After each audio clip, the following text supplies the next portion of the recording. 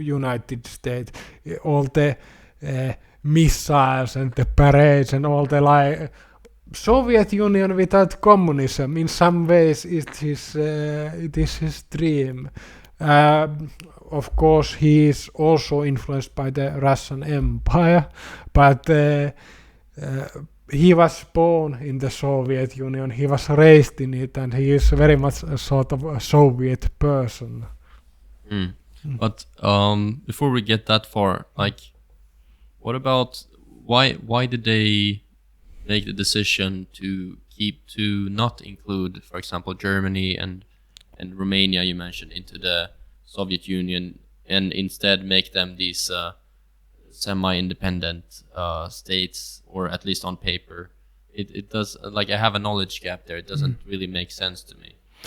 I think it would simply have demanded too much resources to include them directly into the Soviet Union. So if they were, and of course Soviet Union had to take into account such factors as nationalism. Of course, these in many of these countries they didn't exactly want to become Russian or even Soviet. So sort of this was more easier way to make them part of the communist world, to give them sort of nominal independence.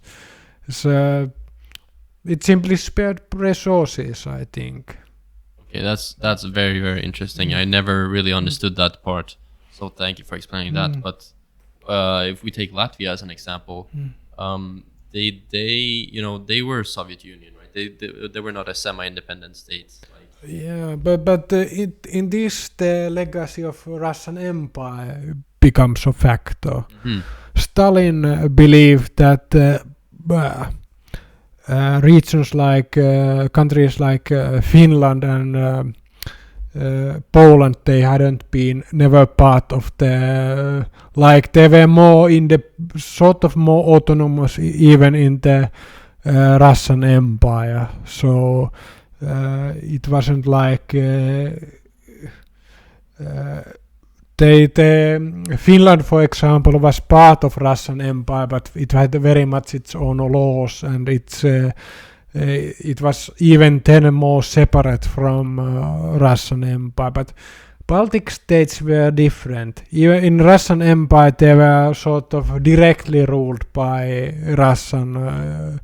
They were like more directly ruled by Russia. They didn't have like their own self-government like in Finland, or they were like Poland.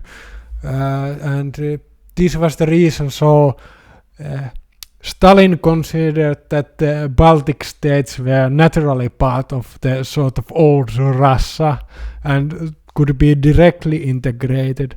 And in like these... I mean, he does have somewhat of a point. I know Latvians would go crazy hearing that, but after all, Sweden was in Latvia for 100 years, and not long after that, the Russian Empire was here for, I think, 300 years. 200, a little less than 200. Yeah, and then there was only a brief period of time in between the First and Second World War that they were actually independent. So I do understand that there is a difference between the Baltic states and the other nations, just historically speaking. Yeah, from the Stalin sort of maybe Russian imperialist influenced worldview, that was the case. So that of course that it is part of sort of something directly ruled by Russia, and therefore it needs to be annexed to the Soviet Union. And of course there were sort of strategic reasons for that, because you could control the ports of the Baltic states and the like. I hope you enjoyed that clip of the HH podcast. If you want to see another clip, click here down to your left. And if you want to see the whole unedited episode, click down here to your right. And last but not least, if you want to subscribe, you can do so here in the middle. Thank you.